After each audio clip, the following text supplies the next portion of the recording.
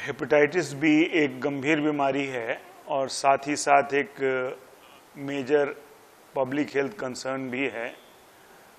हम लोगों के अनुमान के अनुसार भारत में किसी भी पॉपुलेशन में, किसी भी जनसंख्या में 4.5 लोग ऐसे होते हैं 100 में जो इससे ग्रसित होते हैं और जिनको इसका बैड इफेक्ट या दुष्परिणाम भुगतना पड़ता है।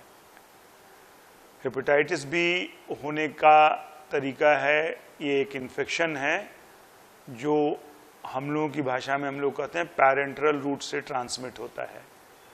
इसका मतलब ये हुआ कि या तो कॉन्टैमिनेटेड ब्लड ट्रांसफ्यूजन, ऐसा ब्लड जो कि सही ढंग से चेक नहीं किया गया है और उसको किसी को चढ़ा दिया गया, तो इससे हेपेटाइटिस बी के फैलने की संभावना बनी रहती है। दूसरा इम्पॉर्टेंट महत्वपूर्ण कारण है इसके इन्फेक्शन को एक आदमी से दूसरे आदमी में जाने का सेक्सुअल ट्रांसमिशन। पति पत्नी या अन्य लोगों के बीच शारीरिक संबंधों में यदि एक आदमी इससे ग्रसित हो तो ये दूसरे को ट्रांसमिट हो सकता है। और तीसरा इम्पॉर्टेंट तरीका है ये मदर से बच्चे में जाने का, चाइल्ड बर्थ के समय में।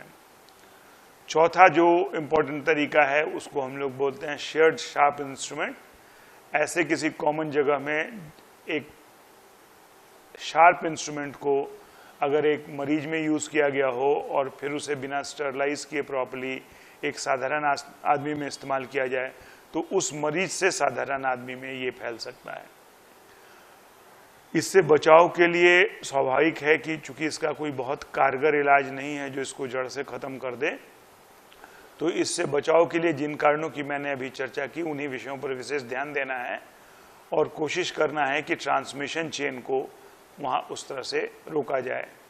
टेक्निकली हेपेटाइटिस 2 तरह का हो सकता है। हेपेटाइटिस बी एक एक्यूट हेपेटाइटिस जिसमें 90 से ज़्यादा % लोग स्वतः बिना किसी दवा के 6 महीने में पूरी तरह रिकवर कर जाते हैं और ये हम लोगों का कोई कंसर्न नहीं है क्योंकि इसमें रिकवरी स्पॉन्टेनियस होती है।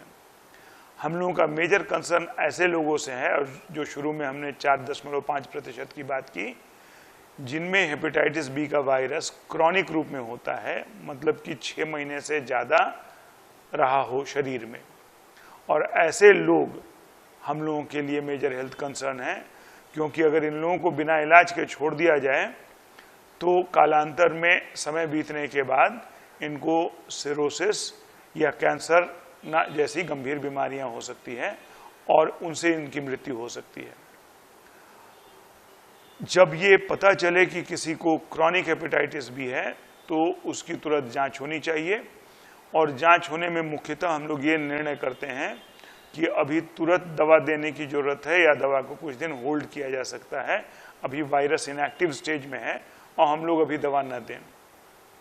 अगर ये निर्णय लिया जाता है कि दवा दी जाए तो ऐसी दवाएं आज के दिन में उपलब्ध हैं जिनसे वायरस को कंट्रोल में रखा जा सकता है और वायरस के चलते होने वाले नुकसान जैसे कि सिरोसिस और कैंसर को या तो कंप्लीट रोका जा सकता है या कम से कम एक मिनिमाइज करके एक निम्नतम स्तर पे लाया जा सकता है।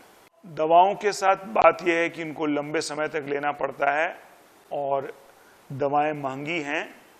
ऐसे सरकारी और गैर सरकारी संस्थाओं द्वारा फार्मास्यूटिकल के सहयोग से इन दवाओं को हाल में कुछ अफोर्डेबल रेंज में लाया गया है और यदि ये निर्णय लिया जाए कि दवा लेना है तो दवा लेने में हिचक नहीं होनी चाहिए।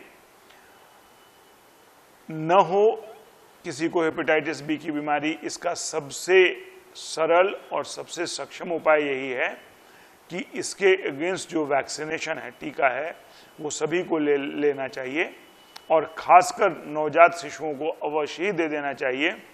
इसको बहुत जगहों में अब यूनिवर्सल इम्यूनाइजेशन प्रोग्राम में इंक्लूड कर लिया गया है। बहुत सस्ता पड़ता है ये और इससे लगभग पूर्ण बचाव है।